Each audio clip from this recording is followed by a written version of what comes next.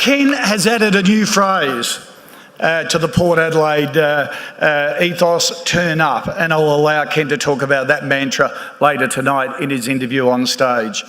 Also, just to keep giving you an update on our pillars, we're going to work on our core values and integrity. Again, went through a pretty tough time last year with the Essendon saga. It was difficult for all sporting codes. Here at Port Adelaide, we're vigilant in ensuring operations of our high-performance program are the benchmark for integrity in the AFL and Australian sport. As a result, we established a number of things, a comprehensive review of our policies and protocol, the appointment of an integrity officer, the first AFL club to actually do that. That integrity officer has direct access to a board member, in this case Amanda Vanstone, on integrity issues, direct access.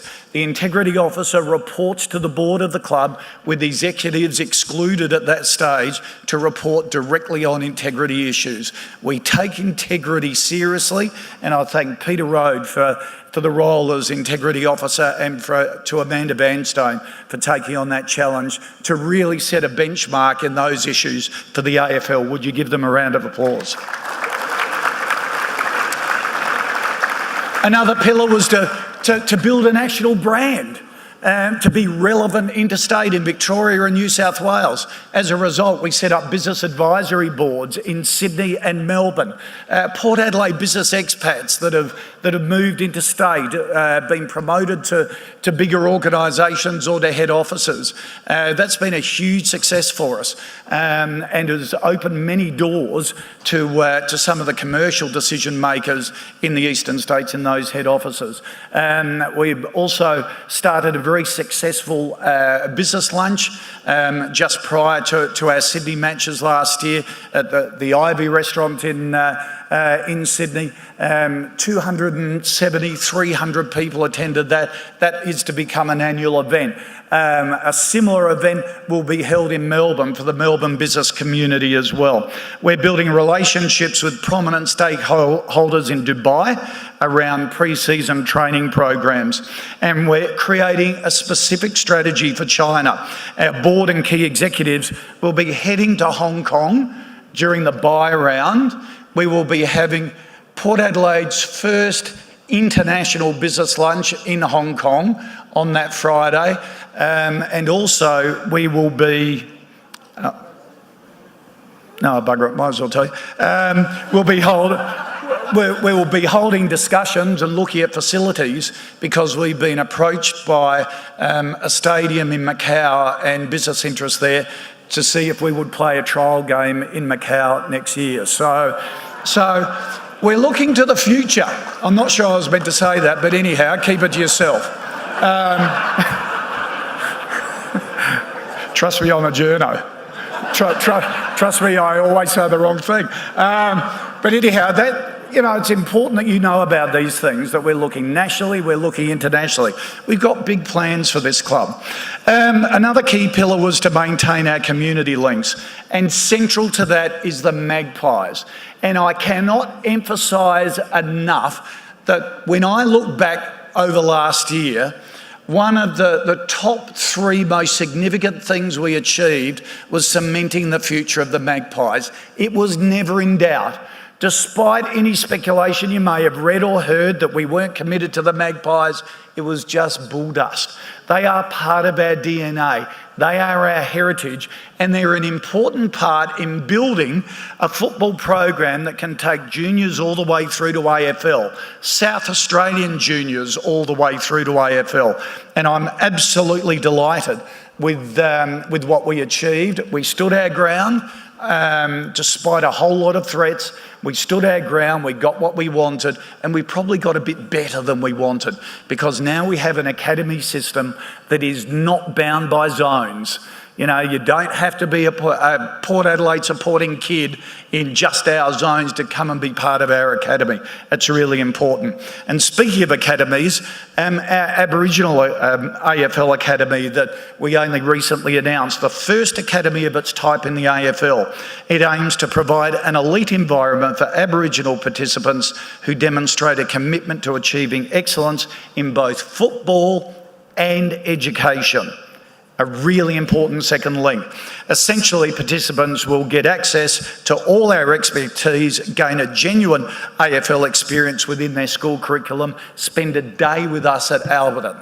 So it's all about football and education combined. And we see this academy as an enormous fit for our club, and particularly it builds on our highly acclaimed Aboriginal Power Cup, which is back for its 7th year, and also our rich history of Aboriginal premiership players, Richie Bray, Gavin Wanganeen, the Burgoyne brothers, Byron Pickett. So we're really proud of that. Also, our partnership with Food Bank is another testament to what we're about. We're about community. Yes, we're about footy, but we're about making a difference in the community.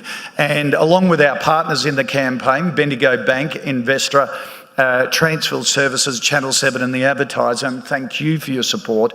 These partners are actively involved in initiatives like our school breakfast program, the Christmas hamper packing, No Breakfast Friday, the Can Crusade, and tonight I'm delighted to announce that we've introduced another fundraising initiative which will be great assistance to our Power to End Hunger campaign, and thank you to our generous corporate partners. We're building a home at Bluestone, Mount Barker, with all the proceeds going to the Power to End Hunger. So thank you very much to Rivergum Homes. It'll be built and designed by Rivergum on Walker Corporation land at Bluestone, Mount Barker. Direct Interiors are providing all the internal inclusions, VIP home services, the landscaping, gardening, Apex Steel, the roofing. Our joint major partner, Energy Australia, the major partner in the Power to End Hunger campaign, will be providing solar panels and a generous electricity plan. Anthony Toop from Toop and Toop Real Estate will auction the home off in September, and the partners are all here tonight. So give them a round of applause. Thank you very much.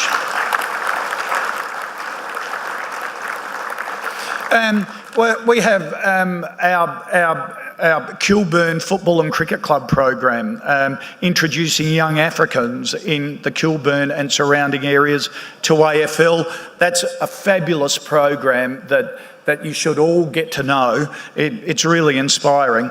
As a result of that program, the Kilburn Footy and Cricket Club has established an under-16 girls side involving both African and non-African players, and an African male has been made captain of the Kilburn under-13 team. He's now in the South Australian or the SANFL All-Nations squad, and the Kilburn Football and Cricket Club is supporting his involvement in that squad, and it recently won the Governor's Multicultural Award, so we're really proud of that program as well.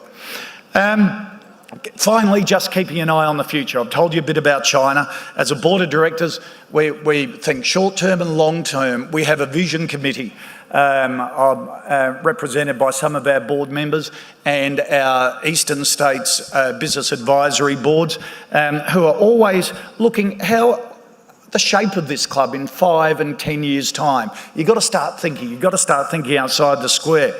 And part of that thinking was the establishment of the recently announced High Performance Academy, which we will be doing with a prominent South Australian education institution. If I tell you that, I really will get shot. That will be announced in the coming weeks. And we plan to build a High Performance Academy to train high performance coaches. It will be based initially at Alberton, and we see that as not only a great integration for our club, but also to help South Australian sport and sport nationally. High performance coaches have become such an integral part of a whole range of sports, and we think we can develop something really special in partnership with our high performance coach Darren Burgess. So we expect to have a pilot program up and going in 2015, and we think that will be sensational for us into the future. And just finally, a quick update on our commercial consolidation.